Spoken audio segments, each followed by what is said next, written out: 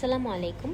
আজকে বানাবো meat box. প্রথমে আমরা চিকেন ফ্রাই করে নিলাম, দেন পটেটো, দেন সসেজ। এগুলো ফ্রাই করার পর আমরা পাস্তা বয়েল করে ফ্রাই করে নিয়েছি এবং এগুলো হচ্ছে আমাদের fried items, pasta, potato, chicken, sausages.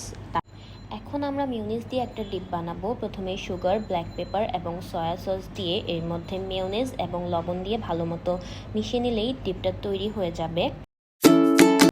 তারপর একটা বোলে chicken fry, potato fry, pasta fry এবং সসেজ ফ্রাই দিয়ে এর উপর ডিপের একটা লেয়ার দিব।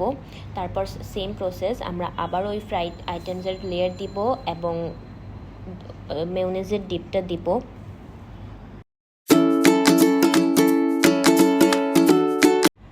এরপর আমরা কয়েক রকমের সস দিয়ে দিলাম, মেয়োনিজ, টমেটো কেচাপ, চাটনি। রেডি হয়ে গেল আমাদের মিট বক্স।